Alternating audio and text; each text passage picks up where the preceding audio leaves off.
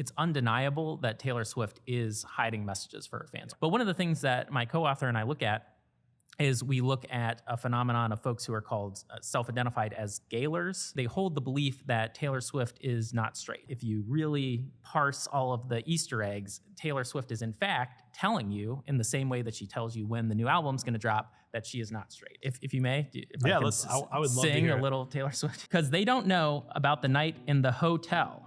We were riding in the car when we both fell. Didn't leave a note on the Polaroid picture. They don't know how much I miss. What would you say?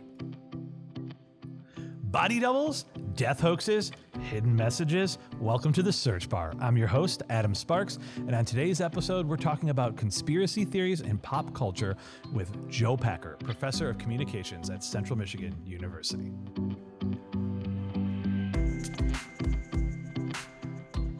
Hi, Joe. Thanks for coming in today. I guess we're going to kind of have a little bit of a conversation about the truth, or the truth as we see it in things that we're supposed to be having fun with. At least that's kind of how I think about conspiracies that circulate around pop culture. When I heard that you were coming in, the first thing that came to my mind were conspiracy theories as themes in pop culture, and like how some of those kind of jumped out and became real. So like maybe almost 25 years ago, JFK is what came out. I think it was 1991, Oliver Stone's JFK, which it wasn't a movie full of hidden messages. It was talking about conspiracy theories that people already had, but I think it kind of sparked an analysis of the movie that really made a lot of people kind of reignite their disbelief in the status quo of the story of the assassination of John F. Kennedy. I was just kind of curious to you is like where you see this phenomenon starting. My layperson's assessment was like, must have been JFK. Yeah, so conspiracy theories have really been around as long as sort of human civilization, large numbers of humans that don't know each other super well existing in the same area. That's not to say that the 90s weren't huge for conspiracy theories in the United States. In addition to JFK, you had Don DeLillo writing his novels that were very conspiracy heavy, sort of in the literary world. You had The X-Files, which was an enormous introduction to a lot of Americans to the idea of conspiracy theories. A lot of the Roswell discourse kind of went mainstream at that time. There was, I believe, the movie Conspiracy Theory came out. Mel Gibson, in the 90s. So just like a huge number of things in the United States that really sort of brought that to attention. But if you talk to historians, they'll say that there were a lot of conspiracies in ancient Rome related to the emperors or doing this or that crazy thing. The idea that Nero was responsible for the fire that destroyed Rome because he wanted to rebuild part of it and couldn't do that because there were these existing structures, so he set the fire. It's like the Book of Revelations is literally that, right? Well, yeah. Different podcast, I guess. Sort of in that vein, the Knights Templar were this huge organization in Europe at the time, and the Prince of France, the royalty of France were not happy with them, saw them as a competitor, started all of these rumors about them engaging in sort of satanic worship and that kind of stuff, and then just kind of wiped them out in one fell swoop, just wiped out the Knights Templar. So these conspiracy theories go far back. So not JFK, just JFK. I felt so smart. Well, no. In the United States, that's like I feel like most Americans, that is it. The JFK, the Nixon, one. Right? Like all of in that vein, all of those things. It's when America lost his innocence or her innocence, however they say it for. I think it's genderfied when they say it for JFK, which obviously, if you inspect American history, probably not then. But in terms of like. That cultural perception, I think that Americans had of themselves, that was the moment. And then, at least for me, that movie was like, I, as a young person, even went through a phase where I was like, what is this? Is this real? And it's appealing, right? It's a very appealing thing to get into. What do you think the appeal of it is to like sort of experience these pieces of media and these pieces of art and then to start going down that rabbit hole? Because it seems like something that is entertaining. It's fun for us, right? I mean, yeah. So a little bit of it depends on the type of conspiracy that you're talking about. Yeah. And so most conspiracy theories are sort of in the paranoid vein. Yeah. So the idea that there are these outside forces that are malevolent, that control the world, that are acting in ways that are hostile to us or society generally. And there is I think some people take comfort in that, in the sense that, well, these things are happening for a reason. There is a force to be battled with. And if that force is defeated, then all of these things will be fixed, because the problems are a result of this secret, malevolent force, right? And so even though on the one hand, that seems bad, like you exist in a world where there's these evil forces controlling your life, on the other hand, it's a world that at least makes sense, right? It makes sense why these bad things are happening the way that they are, why maybe society is structured in a way that's difficult for you to get ahead in that society. It's not an individual failure, or not a failure of just sort of a million unrelated chaotic pieces bouncing around, but it's a direct action, and it's easier to sort of both comprehend that and oppose that in a way. Yeah, it's always struck me as something where it takes the gray space out of understanding something that is affecting you, right? Like you had said, if there's one singular malevolent force that's moving all these pieces, I don't need to spend as much time understanding how these pieces make me feel. I have to get all the way to the malevolent force. And I feel like that's sort of what conspiracy does. It makes maybe some of the things that are really affecting you just obstacles that are kind of blinding you from that kind of nebulous, faceless evil. Yeah. And the paranoid conspiracy, most common one that's most kind of talked about. But one thing that I do research on, especially in relation to pop culture media and fan studies, is the idea of a pronoia. So the opposite of a paranoid, where instead of thinking that there are these secret forces that are inflicting harm, there are these secret forces that are kind of trying to help you out. And it's not nearly as popular, but they do exist. The idea that there's some forces, they're just sort of looking out for you in a weird way. Yeah, like that's that. It's the following the Easter eggs, right? Following the Easter eggs to a reward kind of thing. How do people start to find hidden messages? Like, what's the genesis of that in terms of like whether they're real or not? Because I mean, there certainly is, particularly in pop culture, like hidden messaging. It is everywhere. It's all over the place. We could see it to various levels of intention, but like, how do people start to pick up on that, like, or manifest if it's not real? Yeah. So again, it depends. With the paranoid style of conspiracy theories, oftentimes it's just humans, I think, have a desire to find patterns. And that pattern finding is helpful for us in a lot of cases. And certainly you could see, if you're taking an evolutionary perspective, why it would be helpful to our distant ancestors. If you are gathering the idea of these berries grow at this time on these bushes, and don't eat these ones, and finding all these patterns, or you're hunting and you're tracking the movement patterns of whatever bison, I don't know, that's helpful to you, right? And so this idea that we seek patterns, we've been trained over generations to seek patterns, and sometimes it's a little bit like how, and I'm not a doctor here, but my limited understanding of autoimmune diseases is that it's the autoimmune system functioning too well. Right. So this system that's designed to help you to find foreign bodies that have entered you, that are going to do harm to you, that system, when it's functioning over time, it starts to identify things that aren't foreign bodies and then attacks your own body. Right. That's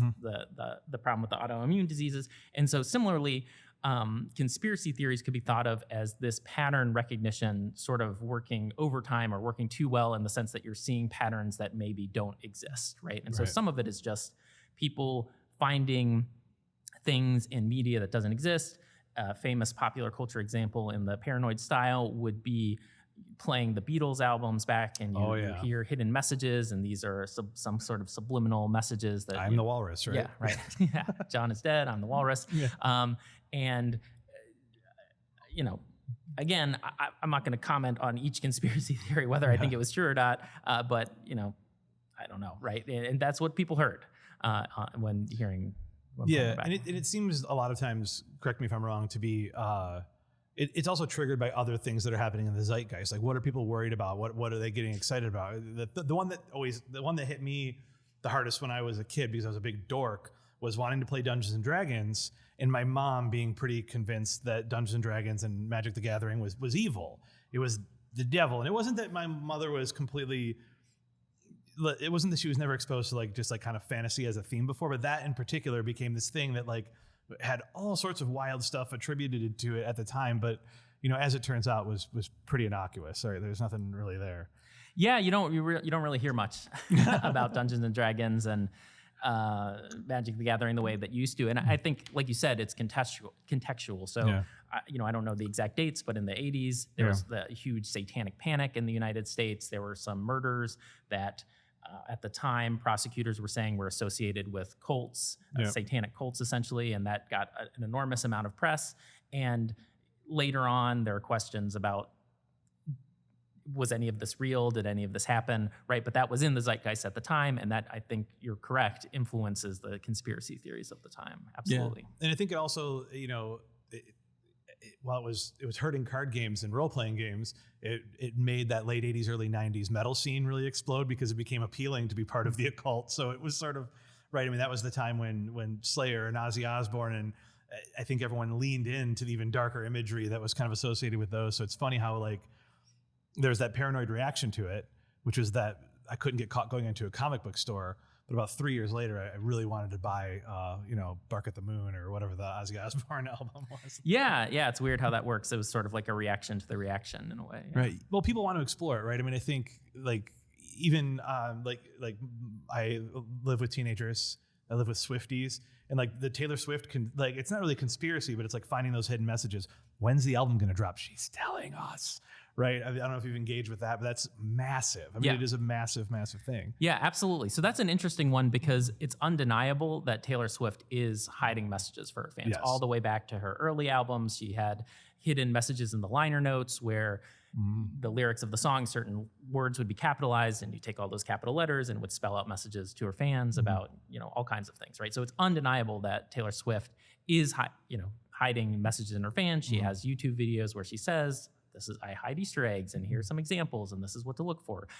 And so that would be, not necessarily a conspiracy. I mean, it's just a fact, right? Yeah. But one of the things that my co-author and I look at is we look at a phenomenon of folks who are called self-identified as gaylers, so gay Taylor Swift fans, and not all gay, but they hold the belief that Taylor Swift is not straight, that she is either bisexual or she is a lesbian, and which, seems strange in a way because in one, obviously she's an amazing musician, but another thing that she's famous for is she has all of these famous boyfriends, right? And so people, talk about that and how various songs are about different boyfriends. But the Gaylor take is that if you look deep enough, if you really parse all of the Easter eggs, Taylor Swift is in fact telling you, in the same way that she tells you when the new album's going to drop, that she is not straight and that she has had relationships with all kinds of famous female celebrities, so like the model Karlie Kloss or Diana Agorn, who is on the television show Glee. And so that would be an example of sort of a pro-noia conspiracy theory, the idea that Taylor Swift wants certain people to know, like people who are, cool or chill or queer, I'm secretly letting you know this secret that I'm not telling anybody else. And, if you put together all the pieces, you'll know this and other people won't. And it's interesting. And I went down a deep TikTok rabbit hole. So the writing is basically essentially me analyzing, 70 TikTok videos of gaylers who are like, if you look at this music video and this shot and this imagery or this lyric, an example would be, and I brought one with me and I didn't trust myself to quote it from memory because I like Taylor Swift, but I'm not, not that deep. So if you may, I would love to sing hear a little Taylor Swift. Okay, I'm not going to sing. I'm going to play back for my daughter. She'll let you know how you did. All right. Because they don't know about the night in the hotel. We were riding in the car when we both fell. Didn't leave a note on the Polaroid picture. They don't know how much I miss. What would you say? I'll read that again. Let's see if, what would the rhyme be? Because they don't know about the night in the hotel. We were riding in the car when we both fell. Didn't leave a note on the Polaroid picture. They don't know how much I miss. Her. Oh, it was her. Her. Yeah, we got her. Okay. Thanks, Aaron. Thanks. Yeah. All right. But that is not the lyric. The lyric is how much I miss you. Yeah. So Gaylors are like, come on, It's you gotta know, be her. it's got to be her, right? Like, you know, the rhyme scheme is broken. Like, this doesn't make sense. Like, this, maybe it originally was her, but then she didn't feel comfortable, or maybe this is a secret message. And there are a few other lines from that song that also end in you, and the rhyme scheme would suggest it was her. So that's an example. She in a music video, she in the You Need to Calm Down music video, which is about sort of queer rights. She wears a wig that is the colors of the bisexual flag, you know, so, and they're like, come on, this is so obvious, but you know, is I don't know, right? Like that's the case that they're making, is that there are all of these pieces that add up to Taylor Swift telling her fans that she's not straight.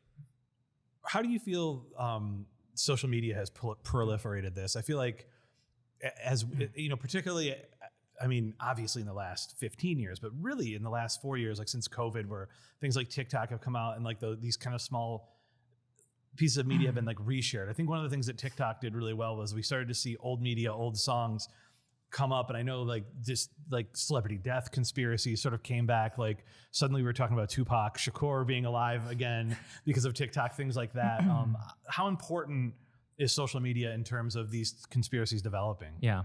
So I think enormously important, especially for sort of pro-noia conspiracy theories, right? Because the idea is that in a paranoid conspiracy theory, you are discovering something that you aren't meant to discover. But if you have a pro-noia, if you're thinking there are these forces out there that are putting these hidden messages just for you, then like that's your job. And they want you to discover these things. And it's a little bit like, you know, if you believe that these things are not true, right? If you believe that these are sort of manifestations of the people who are saying it, it's a little bit like D&D or an improv session where everybody gets to say, okay, well, you said that this lyric maybe suggests that Taylor Swift isn't straight, but then also this lyric, and then I'm going to post my video, and then you repost. And it's all sort of a collaborative world-building exercise where everyone has an opportunity, and you can get the likes and you can get the views because you're playing within this game that has these rules about what's expected of you and how you're supposed to do it. And I don't mean to pick on this brand of Swifties. Happens a lot. So in the book that I'm working on, she's the biggest artist in the world right now, so it's an easy one to get examples from. So you see similar things with, I mean, QAnon is often thought of as a paranoid conspiracy. Is it though? But yeah, exactly. Is it, right? Yeah. Because they think that, okay, actually there are these forces for good that are working with us within the government, and they're sending us these secret messages. And so there are a lot of Swifties who are Gaylors who are like, yeah, I'm a little uncomfortable with the level of similarity there is between us. And, you know, they're sort of, even though they don't think they're wrong, they're like, it does seem similar to us in a way that we're not fully comfortable with. But we're right and they're wrong, you know, usually. Yeah, QAnon was one I was going to bring up because in a weird way, I think that is more of a pop culture conspiracy than a government conspiracy, because a lot of the ideas that are in QAnon, I don't necessarily want to dig into the specifics because some of them get offensive, but a lot of they weren't necessarily born out of current events. They were born out of people who had become famous for posting on I'm going to screw this up. It's 4chan at the time, and it eventually 8chan, migrated to 8chan because it got chased off. But it was one of those deals where nobody was in fear of any direct danger for espousing these views. And I think that was the thing about QAnon that always kind of struck me, is it was like, we're not gonna whisper about this in like some private chat room. We're gonna make t-shirts about it. So in a weird way, it kind of became an Easter egg hunt that was a little bit more pop culture. They just didn't have, well, I guess Donald Trump is a celebrity that it was kind of anchored in the center of it, right? And it works because it's not, there's this person who's Q, and he leaves these hidden messages that are sort of cryptic and weird, right? But it's not unidirectional. Yeah. It's not just, okay, we have the messages, now we know what QAnon is about. What makes QAnon work, in my opinion, and what makes it so popular and what has made it spread is that it's open to interpretation and that other people can play along, right? Yep. So it's, okay, this Q message dropped. I'm going to interpret it in my own way. I'm going to create a YouTube video. This allows me to be a participant in this conspiracy in a way that you couldn't in other ones. So if you're talking about sort of Roswell, right? Right. If I'm just an average person, I've never been into Roswell. Yeah. I can read the reports of the, military insiders who say they're aliens there or whatever, but Right. I can't participate. There's nothing I can add. But because the QAnon is about interpreting messages, people can watch a speech by Trump and say, well, Trump said, they had a whole thing about Easter bunnies and hippity hoppy. Yeah, he said tapping the finger to make a Q or something. Yeah, at one right. point. Just like but you could do. Anyone could do it, right? Anyone could sort of log in, and I'm not saying that these folks aren't sincere, but I'm saying that there are avenues for participation in the construction of this worldview that there aren't in other type of conspiracies, and that aligns with what you're saying about something unique about the particular media age that we're living in. That's sort of a more participatory media age, and that I think has led to the longevity and widespreadness of these conspiracy theories. Yeah, it's really interesting too, because it always strikes me as something where, while there are elements of things like QAnon that obviously had become destructive, but like with more of the pop culture ones too, like, and actually for QAnon too, it's community, right? It's a generating a community. Like if you're out solving a mystery together, like what's more fun than that, right? To me, I'll go back to the Dungeons and Dragons analogy since we used it, and I love Dungeons and Dragons. When you play a game like that, even though you know it's not real, sometimes the memories become real. Guys I played Dungeons and Dragons with over the years, gals I played Dungeons and Dragons over the years, friends we've talked about, like when you talk about the time that you did this crazy thing in the game, even though it's completely imagined, it's ridiculous. And we're all adults talking about it. When we're getting together and we go, hey, remember that one time we were playing and you rode two great white sharks like water skis or something, which to somebody who's never played Dungeons and Dragons is like, what? It feels like a real shared memory. Yeah. And I feel like a lot of these conspiracy communities are sort of giving people that same thing, where even regardless of how deep someone's buy-in is into it, right? Because some people are doing this and it's fun. They are suspending some disbelief to have fun, which is the D&D version. Some people are all the way in, but they are all having a shared experience that part of it's real, right? Yeah. The experience is real. Yeah, absolutely. And it's not structured in a zero-sum way. They're all playing by the number one rule of improv, which is yes and. So you don't see a lot of people say, well, you said this speech could mean this, and here's my 10-point rebuttal to that, and we're in a fight. Everyone's like, yeah, okay, that makes sense, and this other thing makes sense, and this other thing makes sense. And it is community creating and bond creating in a way, absolutely. What are some of your favorite ones right now that are active? What's out there? What's been interesting you in terms of your research? So I think that my personal favorite is probably Gaylor.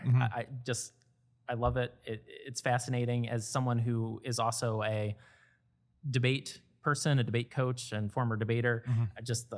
They go so deep, they make so many arguments, they do such like high level analysis that even though some of it I'm like, okay, but I don't know, it's cool. So that's probably my favorite. One of the ones that I think is most fascinating, it's certainly not something that I like, is that there is a segment of white nationalists who really like the Christopher Nolan Batman series.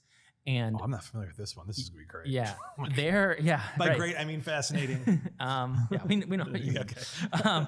So they love the Christopher Nolan Batman series, and they are convinced that if you read between the lines of it, it is really a defense of sort of white nationalist revolution. And the way that, and you're like, this makes no sense, right? Like what, right? And how do they get here? How do they do this, right? And the way that they do it is they interpret the film with the villains as the heroes of the films. So for them, Batman is living in Gotham. Gotham is a disaster. It's corrupt. It's falling apart. And they're like, he's going about it the wrong way.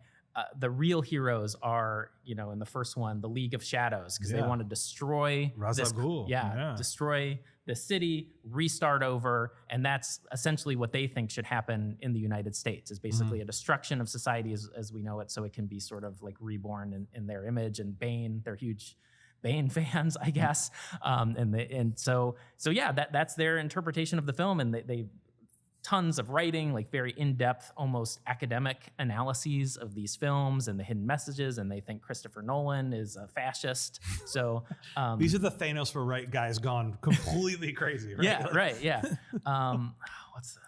What's that guy's name who got punched in the face? Spencer? Yes. Richard Spencer. Yeah, Richard Spencer is like, this movie is fascist, and I love it.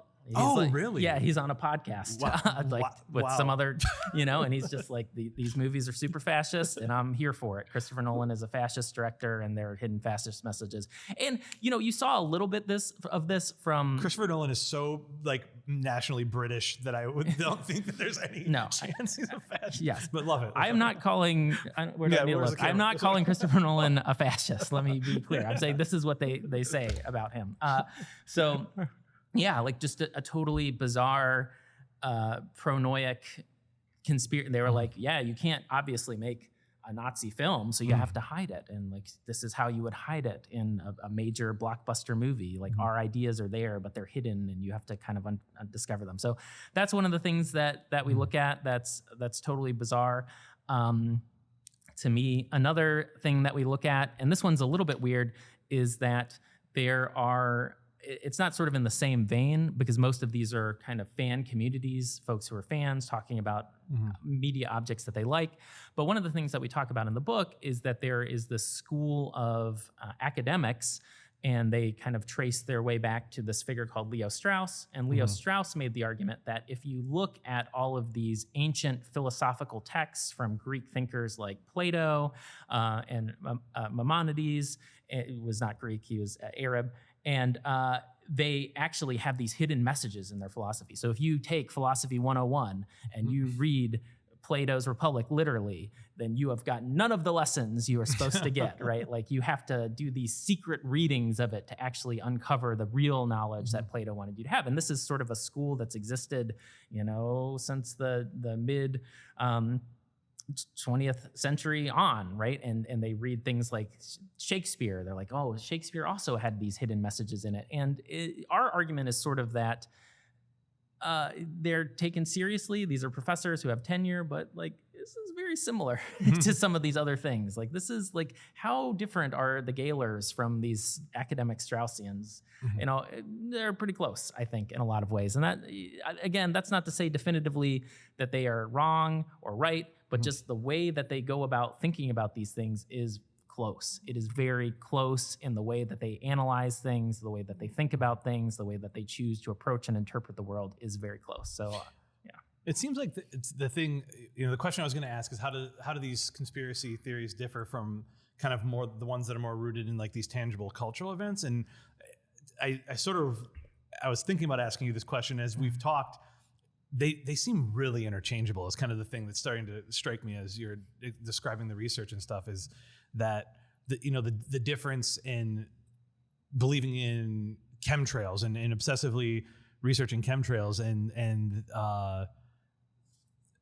and being a Gaylor, maybe like in terms of like the psychological like impetus to do it, is probably not that different. It's more just the medium in which you're getting the information, right? I mean, although all of it's online now, but like the idea of the chemtrail was originally like, I would look up and I'd go, what are those? I need an explanation.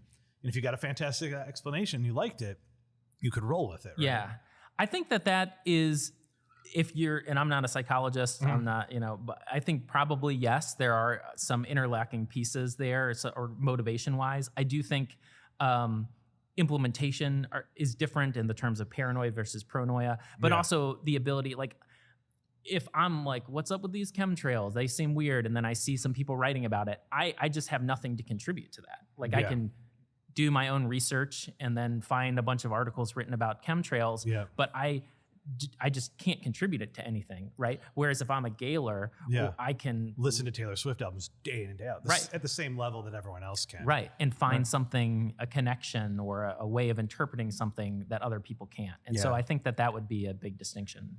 Yeah, I mean, it got me to thinking about like, what's his name? Dan Brown, right? Dan Brown wrote all these novels that are implying a lot of things about the Catholic Church, and I think there was for a long time a lot of things where, correct me if I'm wrong here, where like Dan Brown really knows. And I don't doubt that Dan Brown did his research about the Catholic Church, and I'm certainly no expert on the issue, but I remember that being like just this massive thing, and that was also late 90s. I think that, yeah. Yeah. It's been a while, right? Well, those the movies in the late 90s anyway. Okay. Like the Da Vinci Code was like late 90s, so he probably wrote them in 5 to 6 years before that. But that one kind of struck me as also one of those things where it was like we're kind of grasping a hold of this and we're going, what does he really know? People kind of like took off with what does he really know, and you heard about it for like the longest time, but fizzled out a little bit. Doesn't have the staying power as some of these other ones do.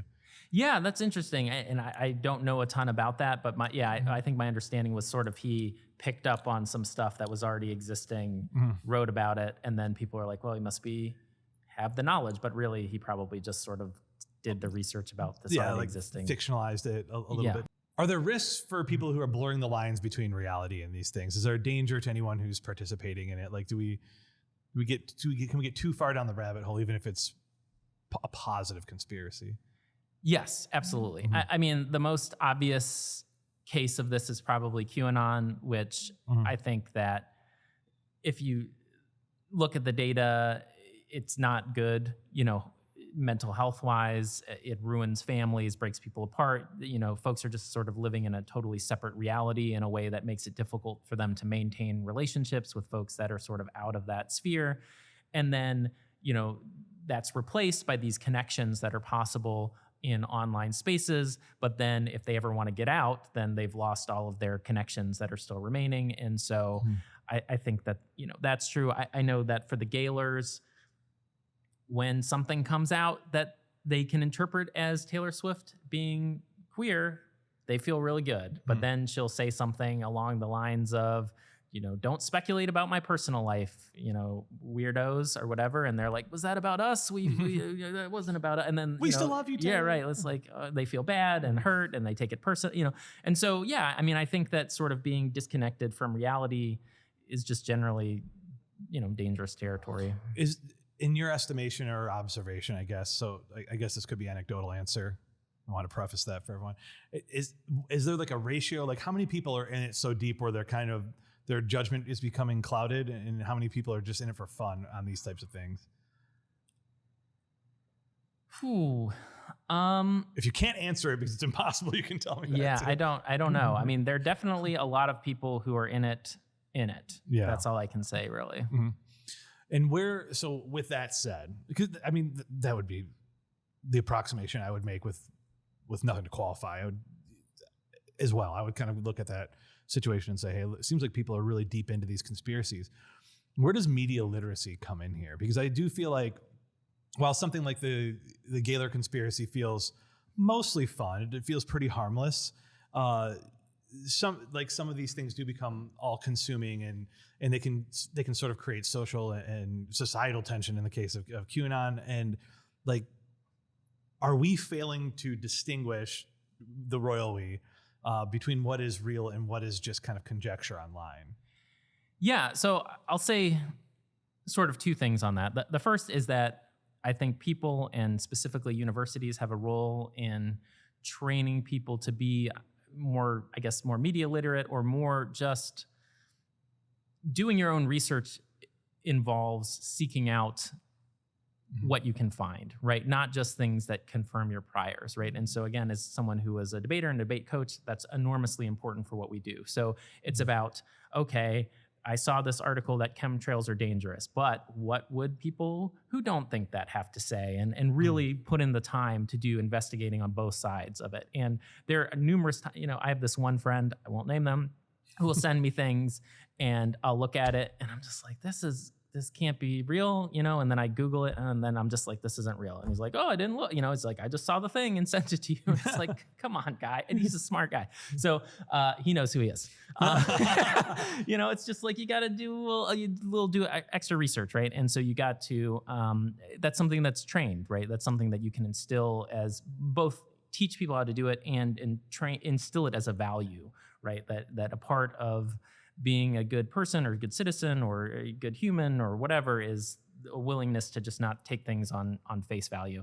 And I think especially you and I grew up at a time where a lot of people today maybe exist in online environments that are very curated, right? Yes. So people spend their time on Facebook or Reddit or whatever number of few things, where we grew up in the Wild West of the internet. You could say anything, right? Yeah. It's just like you had to know that things could be out there that were wrong or dangerous because people were trying to infect your computer and steal your money or just say totally stupid things online. And so I think that lawlessness of the time that we were growing up maybe instilled in us the sense that, like, hey, you don't take everything at face value. And so hopefully that's something that we can be better about teaching folks. The other thing I wanted to say is that while obviously, or maybe not obviously, but I think conspiracy can be dangerous. And I think we're seeing the effects of that. Certainly sometimes it's just fun and not that big of a deal. Like the Gaylor thing, I don't think is particularly harmful to anybody. It does build this community for a group that I think feels pushed out of society in some way. And so I think generally, even if it's not true, it's not that big of a deal. Conspiracy, I think in some other cases can be dangerous. And the flip side of that, though, is that we need to be careful about.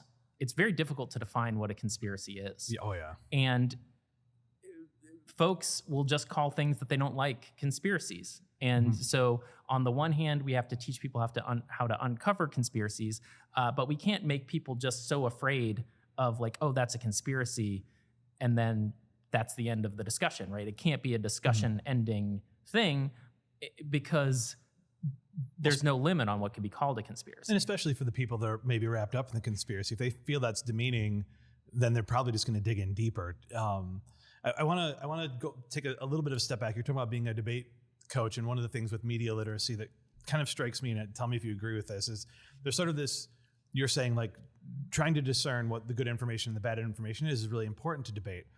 But I think also being good at debate sometimes is one of the best deceptions, right? Because if somebody makes a really great case, that isn't always a true case. It's just a great case. So, I'll use a ridiculous example.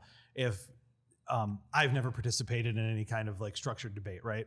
And if I had zero prep time and you and I were going to do a debate right now, and I was going to take the side of you can breathe underwater, or I was going to take the side you can't breathe underwater, and you were going to take the side of you can breathe underwater, no breathing apparatus, right? You might be able to stand here and to Aaron and Michael producing the show, completely convince them, or at least have the much better, more well-rounded sounding case of you can breathe underwater. Just go do it. Just go try it.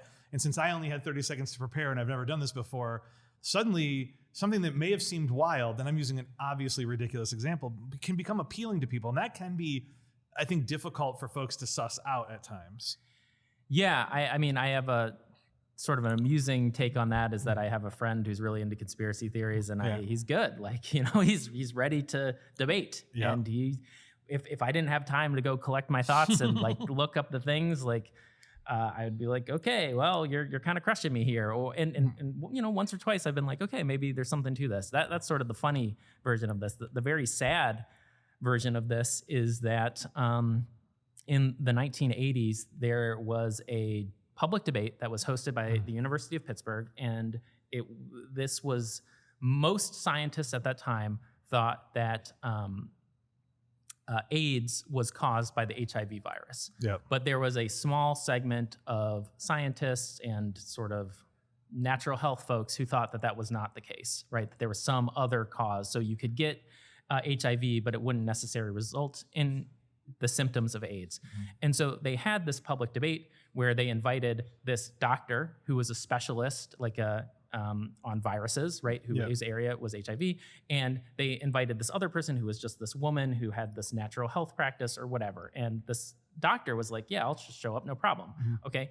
And this woman actually had HIV. It hadn't manifested in AIDS at the time, and so she was just like, I'm not worried about it. It's not a big deal. She has this debate and destroys the doctor in this debate, like absolutely crushes the doctor in the debate. Because the doctor is not prepared to have a public debate, hasn't really thought about these weird arguments he hasn't really heard before. It's just like, this is obviously true. We all believe this. Here are the tests, but is not translating it in a way that's good for a public audience. And they have the debate. He gets crushed. They go to dinner afterwards. He is looking absolutely crestfallen because there's a whole audience of people who now maybe believe that HIV doesn't cause AIDS. And then at the dinner, this woman who is HIV positive is breastfeeding her child. And that she dies of AIDS, child dies of AIDS later on. And it's just like, she won this debate. You know, she was ready to have the debate and she won the debate. Doctor thought that the facts alone were sufficient to win the debate. Didn't work. So I agree that just because someone is effective at debating doesn't necessarily mean that what they're saying is true. Yeah, that one always sticks with me because I feel like there's particularly in online spaces now, like debating as a culture is sort of like a win-lose thing. And facts aren't always what make you win a debate, right? So I don't know. For me, I would kind of ascribe that to some conspiracy theories, is that like the thing that makes them exciting and makes you get behind them is if they're really well presented to you at times, right? So if you jump into one of these communities and the ball is already rolling and there's leaders in those communities and you go, man, they sound so smart. It can be hard. It can be hard to convince yourself otherwise. And, just for people who might be listening and kind of go, it's easy to roll your eyes at folks who get caught up in this stuff. And I consider myself a pragmatist. I haven't in my adult life gone down the tunnel on a lot of conspiracy theories in any serious matter, but I do empathize because I can see where the appeal comes from for sure. And sometimes what happens is that the non-conspiracy side is just sort of like, we don't know, or it would be strange for this thing to happen, but it still could have happened this way. We don't know the exact details. It's weird, but it's certainly possible that it happened in this way. And the conspiracy theorist will say, actually, I can tell you exactly how it happened. Like, these are all the details. And that's a lot more satisfying than just sort of like, we don't know exactly, but we're pretty confident this is what happened. And so, yeah, it's more certain. How do you encourage people or maybe your students how to critically assess media before they get into these spaces? Like what are some things you can do up front to kind of prepare yourself to kind of stay in reality? If you want to. I mean, maybe you don't. Yeah, I don't, I don't have a great answer to that, to be honest. Like my approach as a debate person, as an argumentation person, is mostly focused on what is a good argument and assessing evidence and that kind of stuff. I do less on, is this source a good source versus a bad source? But there are folks at this college who I think would be more helpful there. Yeah. How do you feel about one of the things, this is a conversation that I feel like I sometimes have to happen with like my mother. She's not listening, don't worry. The simplest answer is usually the answer sometimes too. I mean, I think Occam's razor is like always a good place to start with this stuff. Like if it starts getting too crazy, it's probably not the solution to the problem that you're looking for. It's probably not the path to the truth, right?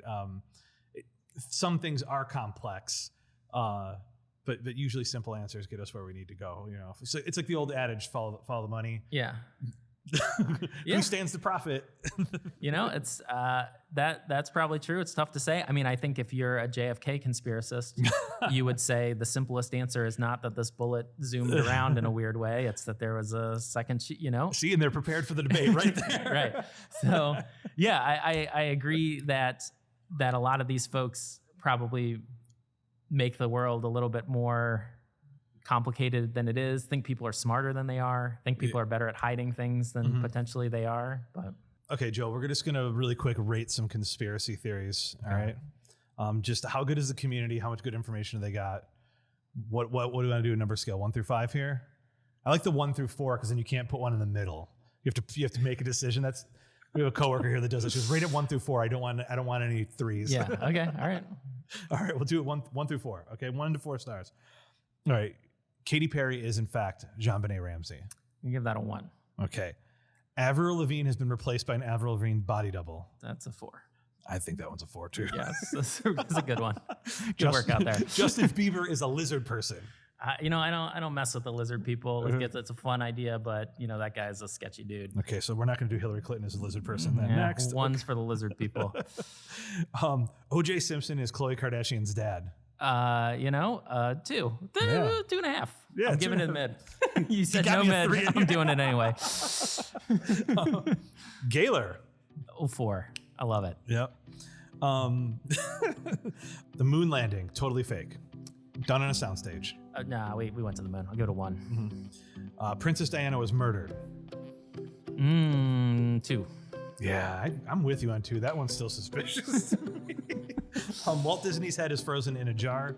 I didn't even know that was a conspiracy till today. So, I thought that was real. I'll give it a 3. All right, we'll do one more. Tupac lives on a desert island with Elvis Presley and Kurt Cobain. I hope Tupac made it, but I don't think so. I'll give it a 2. All right. Thanks so much. It was a lot of fun having you come in. I'm going to end up going down some kind of a Wikipedia rabbit hole as a result of this conversation tonight. My wife thanks you when I complain about being tired tomorrow morning. Happy to be here. Good to meet you, Joe. Yeah. Thanks for stopping by the search bar. Make sure that you like and subscribe so that you don't have to search for the next episode.